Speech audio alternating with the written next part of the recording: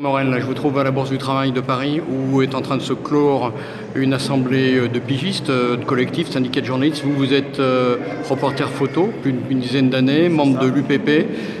Aujourd'hui, ce que vous réavancez, c'est la nécessité de conditionner les aides à la presse à de bonnes pratiques d'emploi des journalistes pigistes, parmi lesquels les reporters photo. C'est ça, c'est qu'on pourrait croire qu'on est dans une économie libérale où les entreprises ont la liberté de faire ce qu'elles veulent. Quand on est pigiste, on se rend compte assez régulièrement qu'il y a des entorses au droit du travail, au droit fiscal, de la part d'entreprises installées, même de grands groupes. Et pourtant, ces entreprises reçoivent de l'argent, direct ou indirect, de l'État. Donc c'est des sommes conséquentes et ça peut être un levier d'action puisque cet argent n'en voit pas forcément la couleur. Ce sont des subventions données par notre système social et on voudrait que les conventions, donc les contrats qui régissent la relation entre l'éditeur et l'État, dans ces conventions, il y a des mécanismes de sanctions qui prévoient que quand l'éditeur est dans l'illégalité, qu'il ne respecte pas les bonnes pratiques, c'est-à-dire un paiement décent, le respect des droits des pigistes, on demande juste la base, en fait, le respect du droit, et ben, il y a des sanctions financières et une partie des aides soit totalement enlevée et que ça soit vraiment coercitif, ce qui n'est actuellement pas le cas. Les contrats actuels, on nous a appris ça au ministère de la Culture, sont pour l'instant secrets. Il n'y a que les éditeurs et le ministère qui les connaissent, même au sein des employeurs, les délégués syndicaux n'ont pas accès à ces contrats.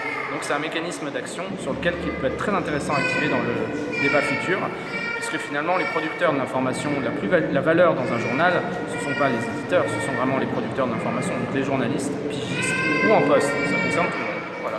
Et quand vous avez justement des contacts, des discussions avec le ministère de la Culture, avec la Direction Générale de l'Information, et que vous voyez ce qui se passe, qu'est-ce que vous en tirez comme conclusion ?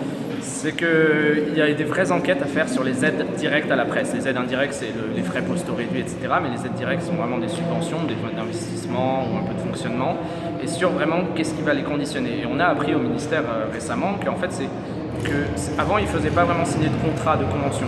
C'est que depuis depuis quelques mois, quelques années, qu'il y a un contrat. Ce contrat, il est signé que auprès des entreprises qui font plus de 1 million, qui reçoivent plus de 1 million d'aides directes à la presse chaque année. Donc c'est environ une cinquantaine d'entreprises sur 4000 éditeurs de presse français. Donc déjà, ça veut dire qu'on a 3000 qui sont exclus de contrat. Les quelques-unes des 50, c'est les gros poissons, le Figaro, les grands groupes, ceux-là, on a appris effectivement que ces conventions étaient secrètes et qu'il n'y avait pas de mécanisme de coercition, ce qui est un vrai problème. Voilà, s'il n'y a pas de sanction, finalement, c'est au bon vouloir des éditeurs et on sait très bien que dans la loi, on le voit, ça ne marche pas. Il faut des sanctions, il faut des moyens de contrôle, il faut que ces conventions soient transparentes, c'est de l'argent public, donc ça, pour quelque chose qui est démocratique, ça semble tout à fait normal. Donc on espère, ça va être une pression sociétale à mettre aussi, que la DGFiP va pouvoir imposer ce rapport de force aux éditeurs. En même temps, ça paraît très normal qu'un ministère qui donne de l'argent puisse appliquer une politique de transparence vis-à-vis de